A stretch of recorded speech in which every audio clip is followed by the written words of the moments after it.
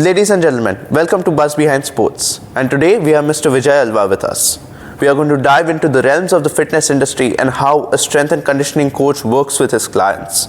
We are going to talk about his academy and what exactly goes on behind the scenes, and about how strength and conditioning is important, what today's modern fitness needs are, and how an athlete must train and recover from injuries. So let's dive straight into the video.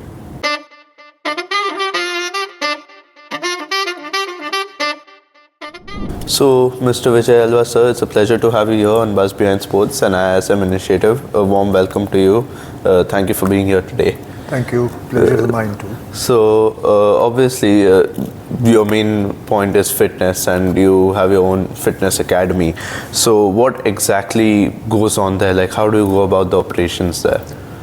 Basically, I started this academy in 2004. In 2003, I think I ran the first marathon, which was the first year, inaugural year in Mumbai, the first time in Mumbai.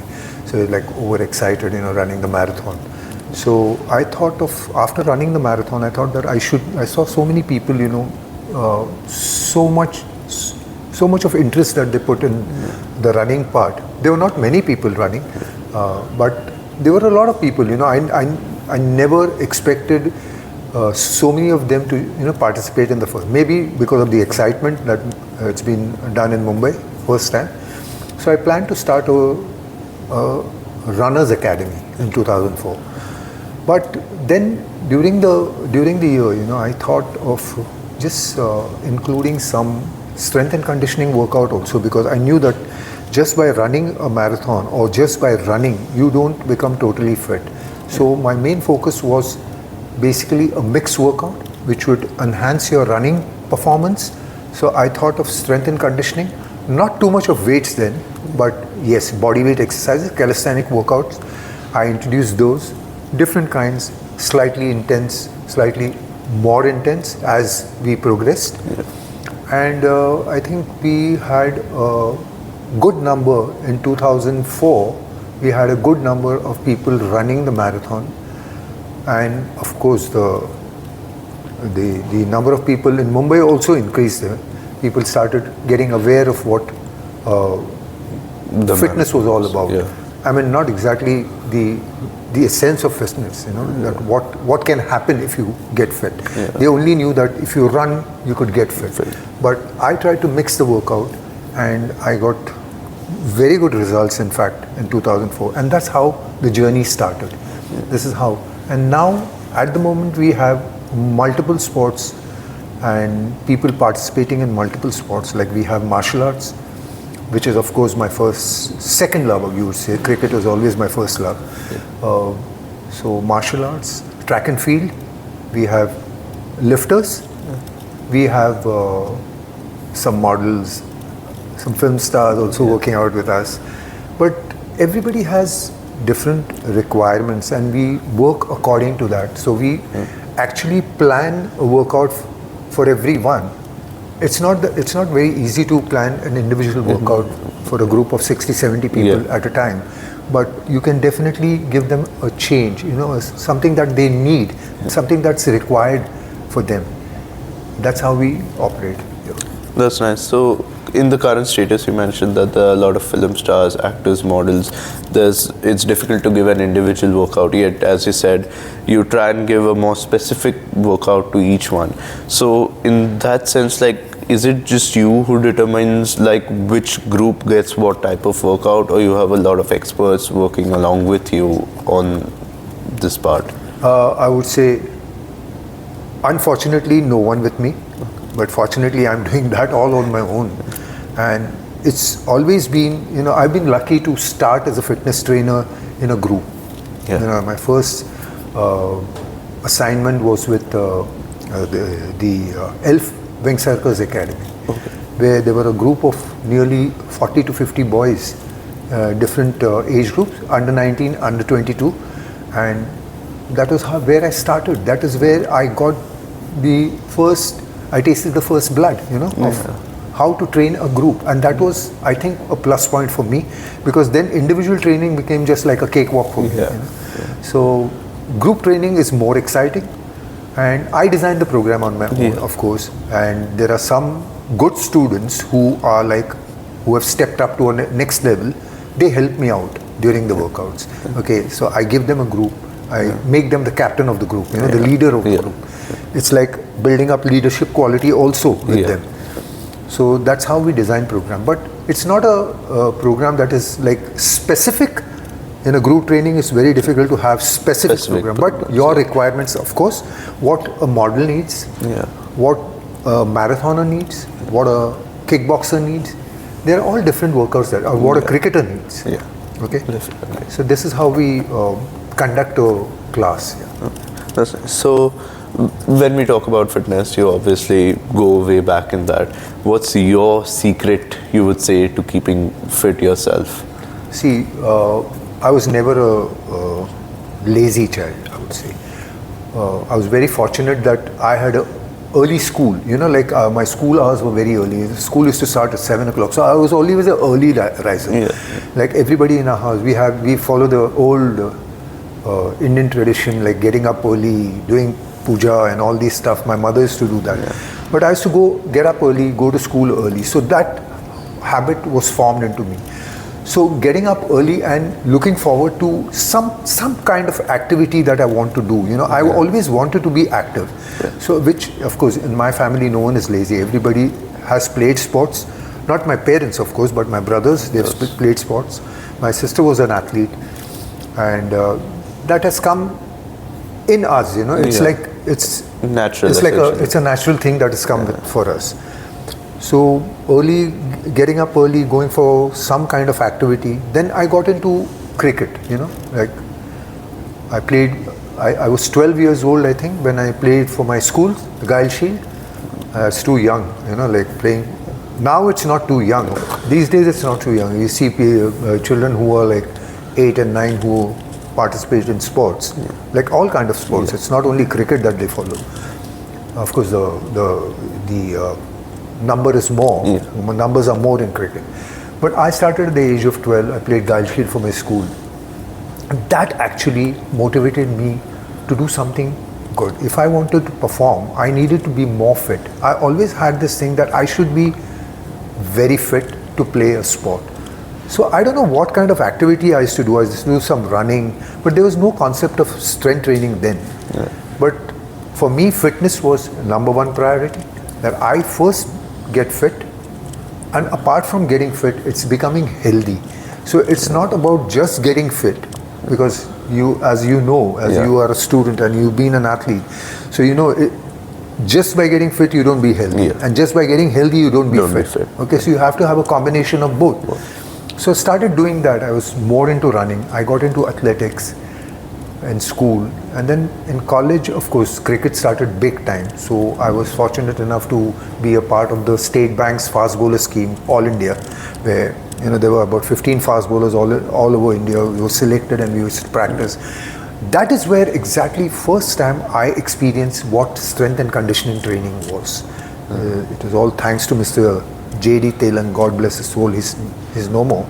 But he was the one who put that thing into us, that how important strength training is to excel in some sport, to enhance your fitness level, to enhance your performance, I would say, to get better in that.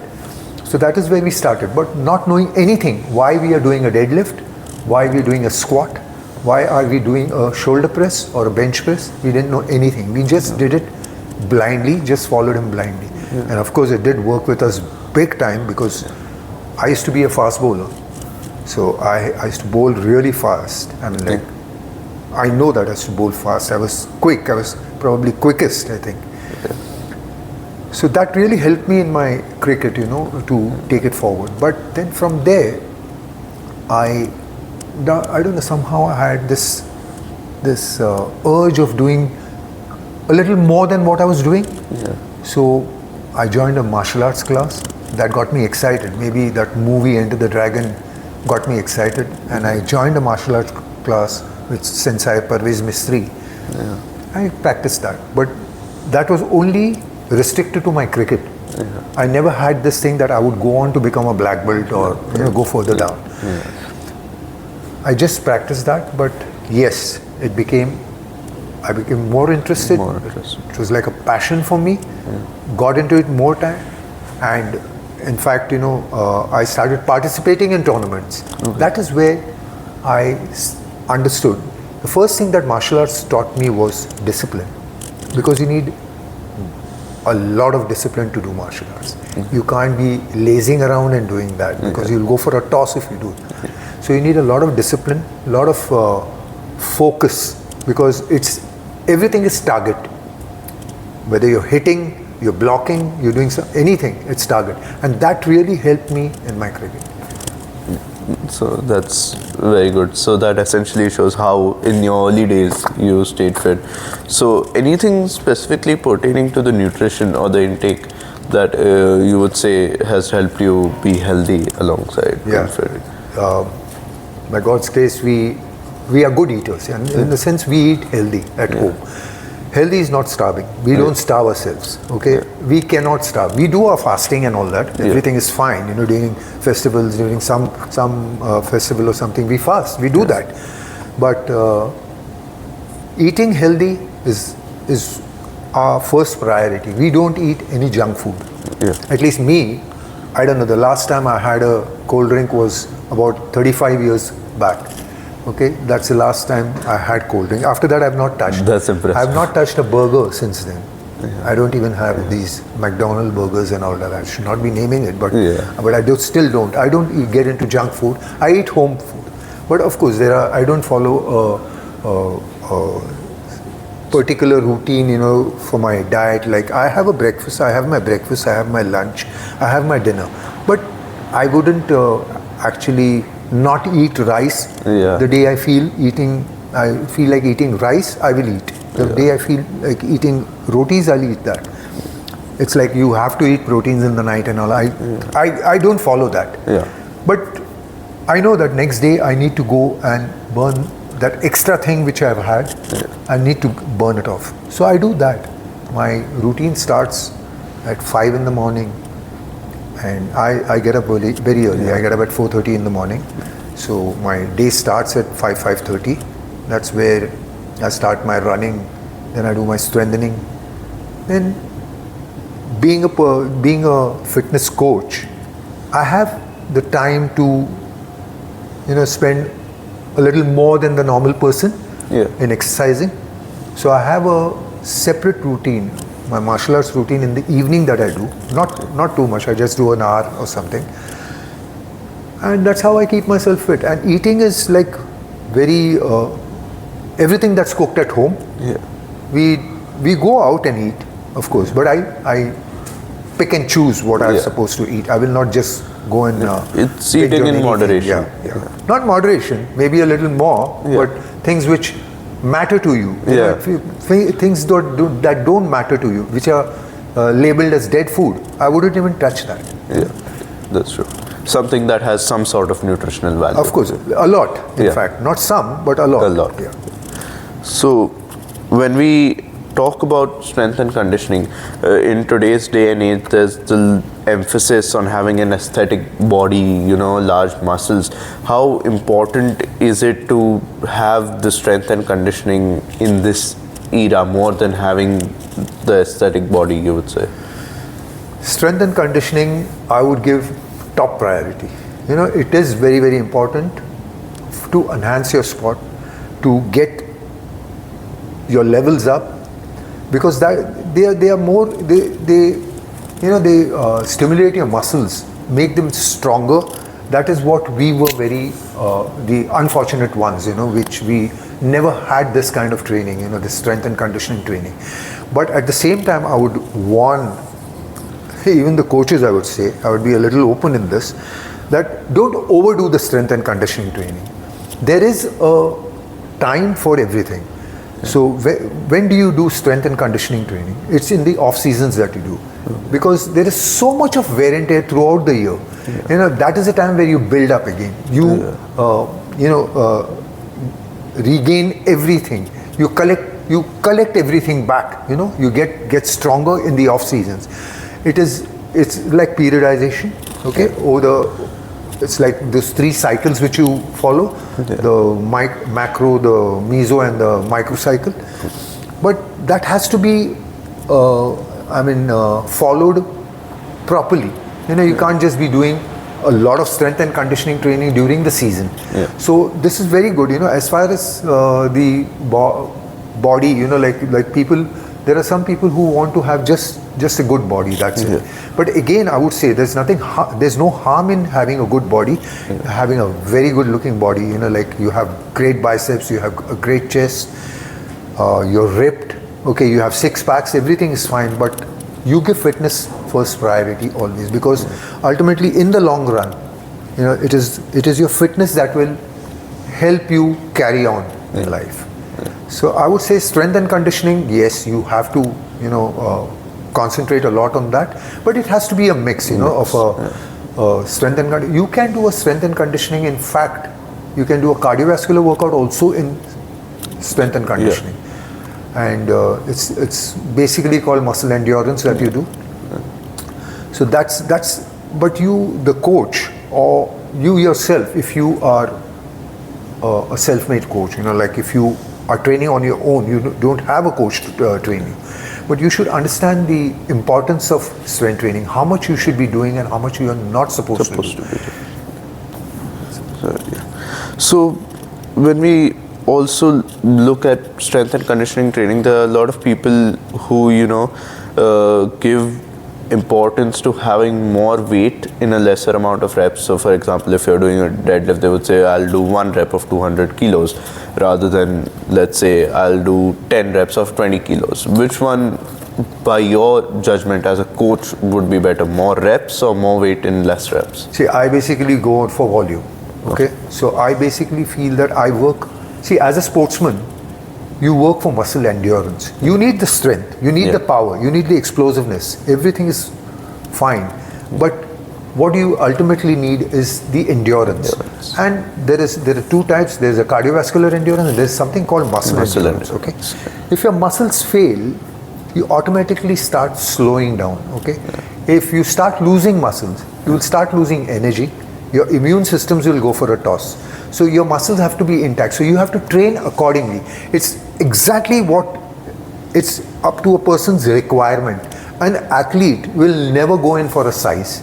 Okay, if leaving apart the genetic part. Okay, if the athlete is built big, if his genes are like a big guy, he'll automatically be a big guy. But that doesn't indicate that he needs to have big muscles, because it can slow you down in that particular sport, especially if you for example, if you take boxing, if you have big biceps, how are you going to punch? Okay, it is going to restrict you. Those things are they are obstructions. They will not let you have a free hand, a free go at the opponent. What you require there is speed, power, explosiveness, agility. Okay, strength, of course, it comes. You're talking about one repetition for 200 kilos. Okay, 1 rep max is just to test how much strength you have. Okay, but I would definitely recommend, or in fact make a routine for you which will be like more volume. I would go in for 20 reps and progressively overload. Okay, there is a system for progressive overload. Okay, progression, I would say, not even overload, I would say progression. There's a system for it. You follow certain systems. So I don't want to get deep into that, but you follow those and get better and improve by the day. So that, I think, answers the question. But also there is, as we are talking about pretty much on the same topic, when we talk about strength and conditioning, as there's the muscle endurance for an increase in muscle endurance, but then there is also for the increase in muscle size. And as we said, there are some people who just exclusively want to do it to increase the size of their muscles, to have a ripped body. What would be the key difference in a training plan to increase the muscle size and to increase the muscle endurance? So both these people, both this subject, a person who wants to have muscle size and a person who wants to have muscle endurance are different people. Okay, and they follow a different routine altogether. Now, if you see for muscle size, there's a particular set that they follow in a gym. They have like 2 body parts, They don't follow a routine what an athlete will do. Yeah. Okay, because an athlete will be more ripped, less in size. Okay, Yeah. but the power, the strength is can probably be more than the guy who is doing heavy weights. Heavyweights, yeah. But this is only like a hypertrophy, where you get muscle size, you look good, and this happens basically with the bodybuilders. Bodybuilders, yeah. Now that is their requirement. Yeah. Bodybuilders need that kind of size, depending on what weight category they are participating in. So if it's a heavyweight, they need bigger size. Yeah. Okay, they into middleweight, they cut down a lot. They see the sharpness in your muscles. Yeah. Okay, what do you say? How ripped you are. Yeah. Your body needs to be more chiseled than the heavyweight guy. Yeah. Now, for an athlete, it's not that. You don't have any size or weight category there. Athletes all are the same, and they follow a certain routine that will enhance their sports performance. Yeah, but like if you're planning the routine for them, like what would be the difference, the key difference in the exercises that you would make one do? Like if you're training a bodybuilder, would there be like a specific set of exercises that you would make them do that you wouldn't make an athlete who's training? So for a bodybuilder, I would have maybe two body parts in a day. Yeah. Okay, or he can just have a 4-day on and 2 days off or 3 days off program where he follows only one body part in that particular day. Okay, but and we would concentrate more on increasing the load. Yeah. Okay, not into power lifting, but weight lifting, of course. Okay, weight training, we'll say. But here, for an athlete, I would give more of a circuit training, a HIIT, or HIRT, which is called high intensity resistance training. Okay, I would get into that, where to build up his endurance level, at the same size get stronger muscles. So this, I would put the athletes more into a circuit routine where it's fast paced, which is his requirement, his or her requirement. Like for a sprinter, you need to do explosive exercise. Although they are lifting heavy, it's not that sprinters don't lift heavy. Like if you see, I've seen years back, I'd seen Maurice Green, who was a sprinter during Ben Johnson's time. I've seen him squatting 400 pounds. I mean, but that's explosive. Okay, but that's his requirement, because he needs that initial burst. To get that initial burst in your body, you need to have powerful muscles. Powerful muscles, But here you follow a certain routine where you have enough rest for the muscles to grow. Okay, you may probably have a routine where you do a lot of cardio pertaining to that particular sport. If he's a track and field guy, he would do more of sprinting and all one day and weight training on the other day. So that's how we differentiate into both. So when we go again on a very similar question, in today's day and age, it has, once again, it's pretty much the same thing, but like the muscle size again in today's day and age is something that is looked at much like a lot of people generally. They would look at an athlete and they would say like he's not ripped enough, so he's not fit enough. That's what society would say in today's day and age, whereas they would look at a bodybuilder, look at his gigantic muscles and say he's like extremely fit. So like what do you think has led to society thinking this way? Because as we are discussing, you would obviously say that the athlete is much fitter, healthier than the bodybuilder. So what has led the thought process to be like this? This is because the society, you're talking about the society, they probably mustn't have participated in any kind of fitness, okay, any kind of sport. But that's what's happened to me. People look down upon me. If I enter a gym, a proper gym where there are people lifting heavy, they just look at me. I mean, if I'm doing a particular kind of training, they just look at me. I mean, what the hell is this guy doing? Okay, but that's my requirement. I know how much effort, how much intensity it takes to get to that level. Okay, I would not say that. See, bodybuilders are strong because they are handling heavy weights, but where power is concerned, like a boxer and a bodybuilder, if you compare them, you know what will happen. Yeah. You know, if they have a match, you know, if they're fighting each other, you know what will happen. The boxer, because the boxer has trained himself for that particular punch. You know, whatever he does. You know, if he's doing the punching exercises, he's trained that over a period of time. Okay, and reps, you know, repetitively he keeps doing that. That gets your muscles more stronger, and he's designed for that. Whereas this person, a bodybuilder, is only designed to lift weights, build up more muscles. So I wouldn't say that, I wouldn't definitely not be sidelined because he has big muscles. Yeah. And where fitness is concerned, of course, you can judge if a athlete has to run and if a bodybuilder has to run. You come to know the difference. Automatically come to know the difference between both of them, between their fitness level, how fit the bodybuilder is and how fit. So fitness basically is not about just showing how big your muscles are or how lean you are. Okay, I would take it to the athlete also. I mean, how lean you are, how ripped you are. No, it's about combining all the exercises together and getting a package out of that, getting results there. So just finding the perfect balance. Perfect balance. You have to find the perfect balance. When you talk about fitness, it's about a perfect balance. It's not about one thing.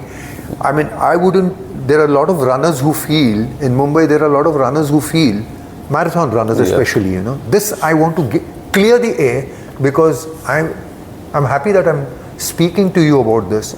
So I want to clear this air that just by running you don't get fit, or just by weight training you don't get fit. You have to have a combination of both. Now there's a group, I would not name the area, I would not name the group, but there is a group which I spoke to. They said that, I asked them, what do you do otherwise apart from running?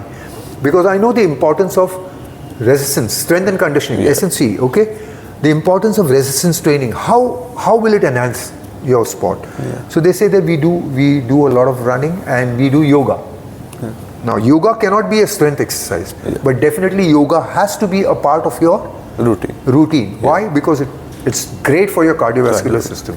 Okay, for your cardiorespiratory system especially.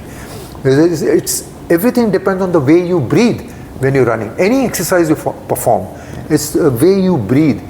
You know, breathing is the most important thing. A lot of people don't know how to breathe. They choke up, you know, when they're lifting weights also, or when they are running. When they get too tired, they just, this is what happens, you know, people pass out, people faint, and people cramp. It's about a balance in everything, you know, what you do. Your breathing also is very, very important. So yoga plays a great part in your routine. But what about your strength training? What about the wear and tear that's happening in your joints? Your knee joint, your ankle, your back, lower back, everything goes for a toss. Now, I'll tell you a case of walkers. You know, earlier, fine, we were not educated, you know, we are not told what the importance of strength and conditioning was. Even today, I'll say, most of the walkers feel that if they walk, you know, especially post 50, okay, that's the time, you know, post 40 is the time where you start doing, in fact, you should include strength and conditioning training then. If you've not done it before, you should start, because there's a lot of deterioration. You know, there's a degeneration in your bones. There's a lot of your bones become brittle. You know, chances of osteoporosis, okay, are big, and that is where, you know, all these falls, when old people fall, they break a hip or a knee joint or shoulder. That becomes very bad. You know, they don't recover, they don't come back. But yes, if you do a moderate amount of strength and conditioning training, according to the person's capacity. Now, the 50-year-old doesn't have to go to a gym and lift 200 pounds there. Okay, he needs to know what his or her requirement is. All these videos which you see on YouTube, like there are ladies old ladies who lift weight. You think they mustn't be doing strength and conditioning? They must have been into that. It's just to show. I mean, it should be a part of your motivation. It shouldn't be like trying to put someone down. Yeah. Okay, so it has to be a part. It has to be a motivational thing, rather than telling people, what are you doing, and see what this lady is doing. So strength and conditioning plays a very, very important part in your life. Yeah. So talking about on the topic of strength and conditioning, what would you think if you had to name 3 essentials to having a good strength and conditioning workout? What would they be? See, strength and conditioning workout, when you talk about that, it's not about, isolating anything. It's not about tricep, bicep, all these things, the small muscle group. It's about the larger muscle group. Okay, the biggest mistake people do is, you see in a lot of gyms, if you go to see, there are boys who join the gym and first thing that comes to their mind is, let me do a bicep. Okay, let me do tricep. Let me do a chest. Chest is one compound movement, okay, one major muscle group which you train.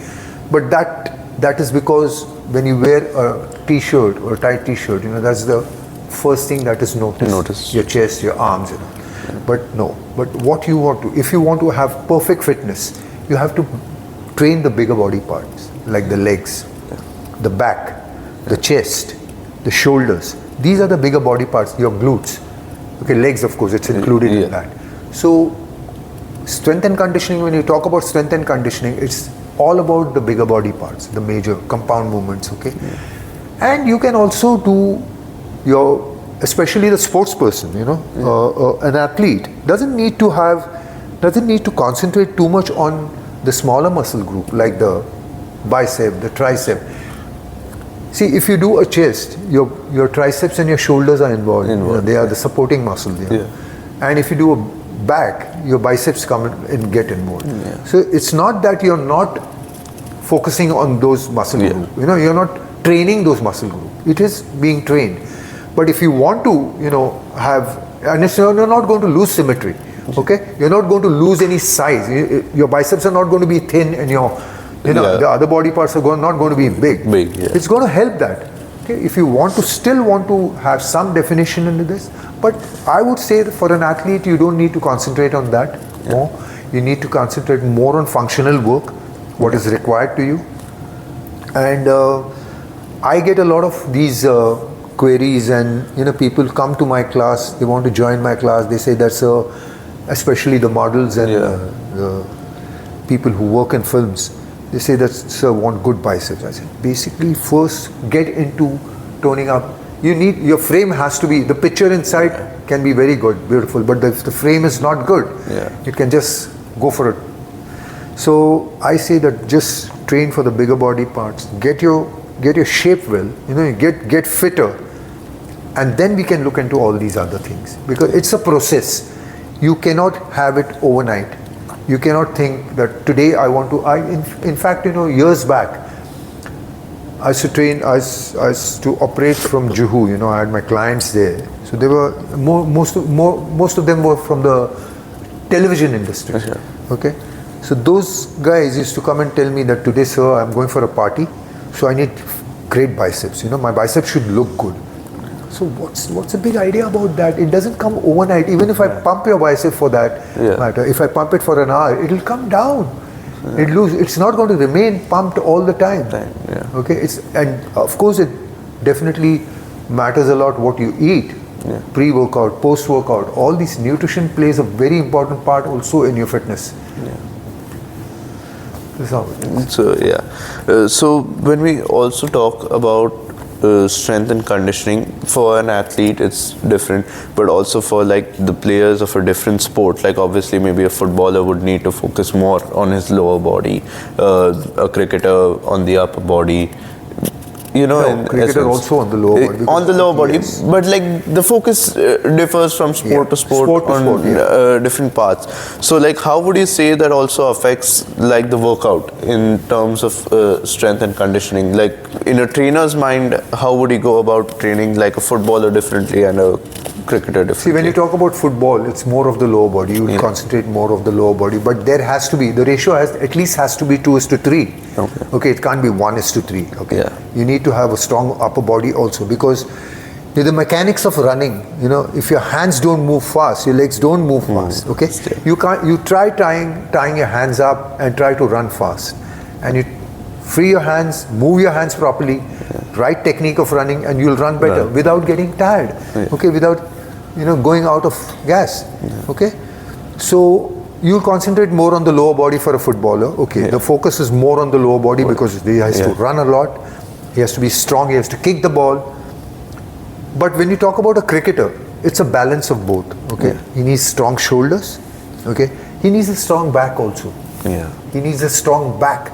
Now, if I talk about back movement, they say that if the lats come out, if they come out, his action might change. But you don't work for size. You're working for strength. So it's a different workout altogether.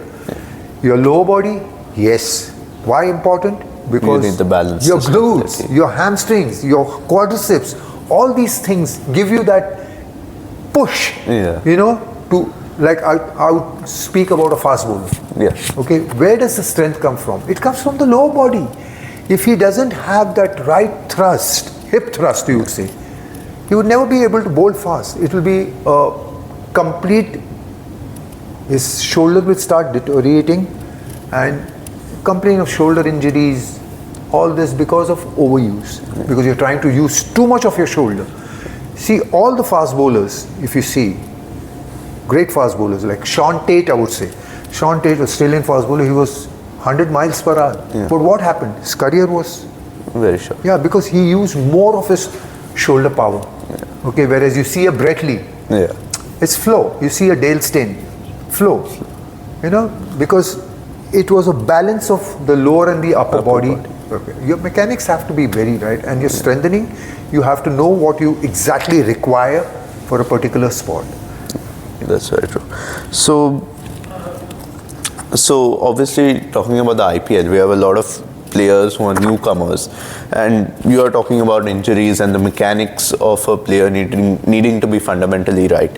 And in this term, there are a lot of players who come in, they get injured. Mayank Yadav, one of them, and his IPL is almost over. So, like, how important is it for the team's coaches to be able to manage the players correctly and sort out the mechanics before the IPL starts? See, if you talk about Mayank Yadav, his action, as far as his action is concerned, he's got a beautiful action. Okay, he's got a beautiful finish. Everything is right. His mechanics are right as far as bowling is concerned.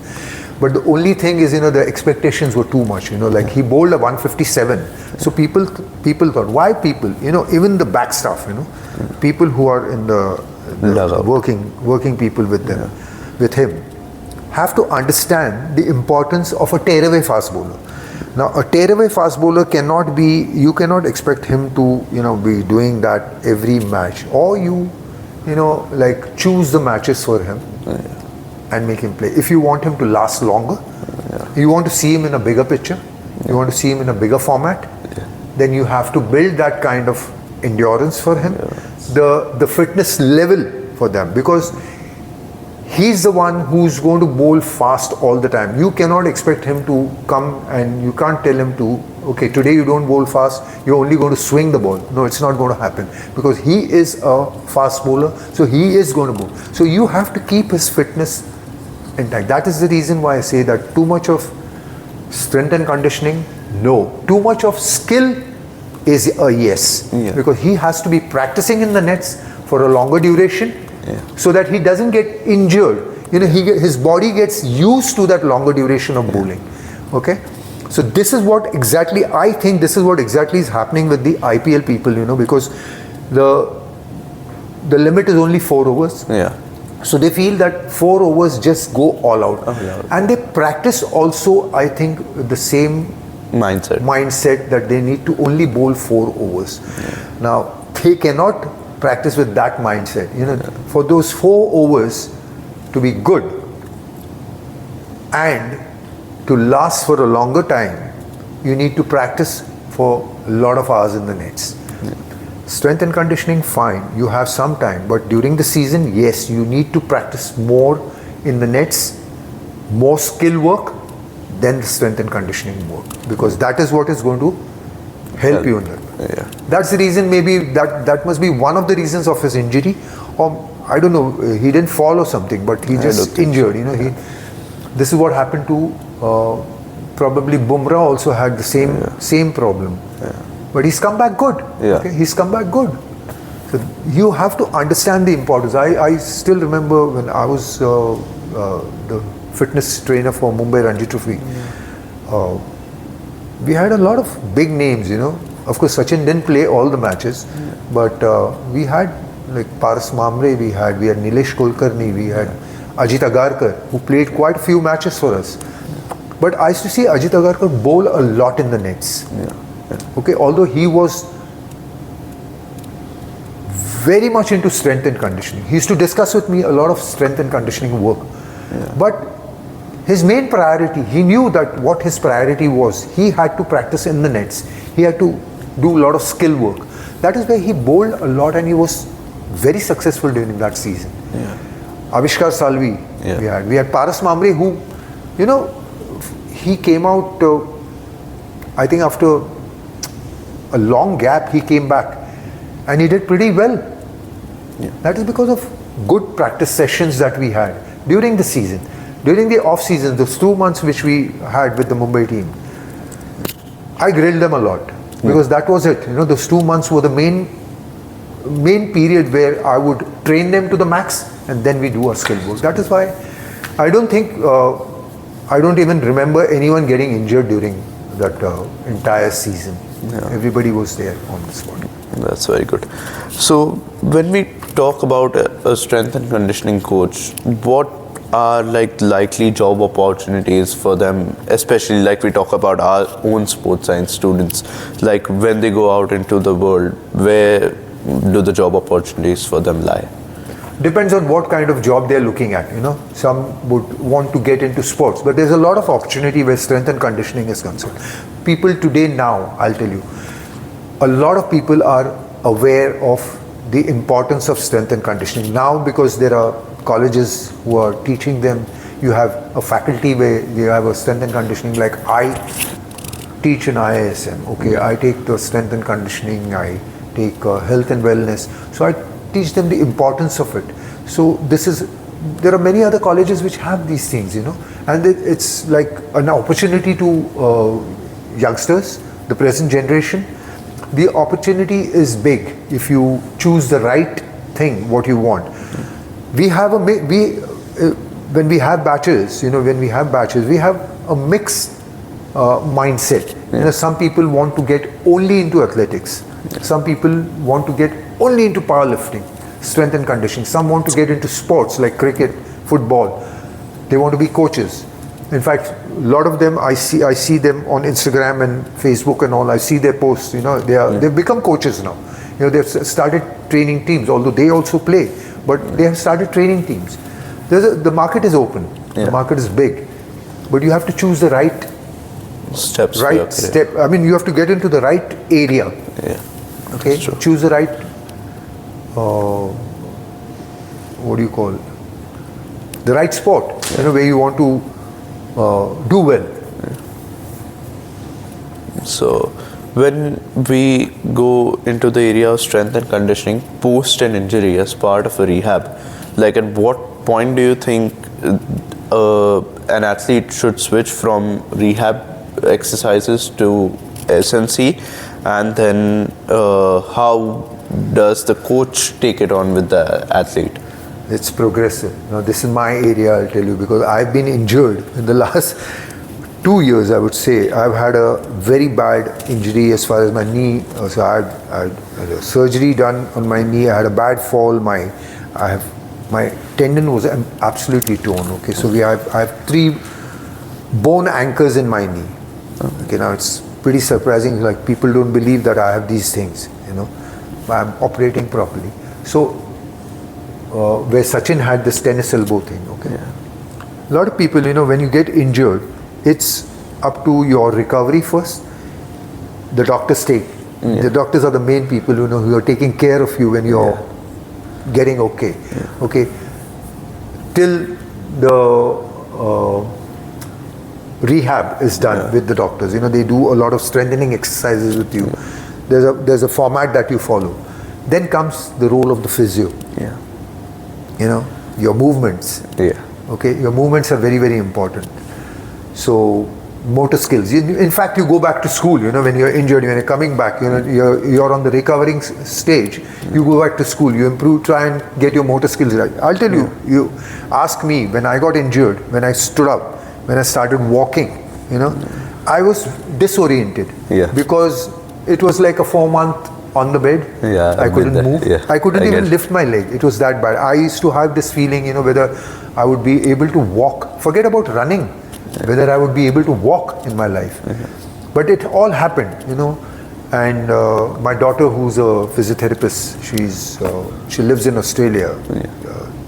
So she was the one who treated me, and she was the one who did my rehab, like she told me all the exercises what a physiotherapist is supposed to tell me.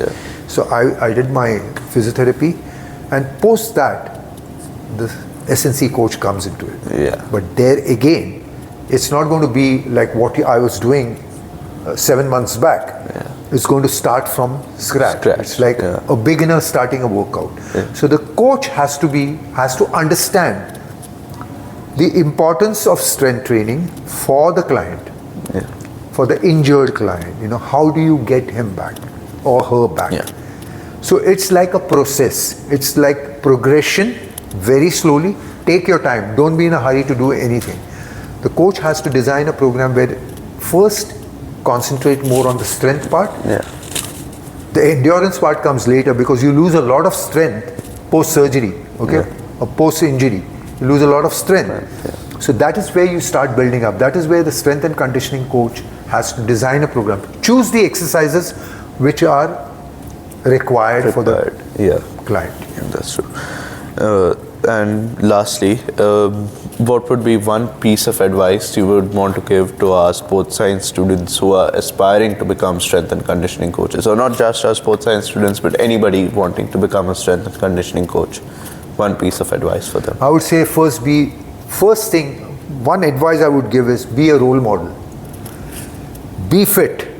Okay, the first thing you got to do is you got to get into fitness. You have to inspire people. People should look up to you. There are a lot of people who just come by the look, and the way you perform the exercises. Stick to the basics. Don't do things that are not within your reach. How do you inspire the crowd? How do you inspire people to get into this fitness? Not by demotivation. It's by motivating them. How do you motivate them? By doing exercise, making them believe that this exercise, if you do this kind of exercise, you will be able to do this. It's like telling them that it's not difficult, it's easy. So you do exercises, you perform exercises which look achievable. Be honest to your job. Work hard. Of course, everybody works hard. Be honest to your job. Don't do any half-hearted work. That's my piece of it. That is what I exactly follow. I don't do. If I have to, suppose I'm not up to a workout that day, I'll take an off. I'll tell my clients that please don't come today, come tomorrow. I give them that option. But when I go there the next day, I see to it that I give my 100%. It's not about just getting the clients to do 100%. It is about your involvement in the sport. That's my true. There always has to be you giving your 100% in anything. So with that, we come to an end. I thank you. It's been a pleasure to have you on our podcast here today. And it was a pleasure talking to you. And I hope our viewers have enjoyed having you on as much as we have. It was a pleasure for me also talking to you, and wishing you all the very best for your future. Thank you. Thank you. Thank you so much.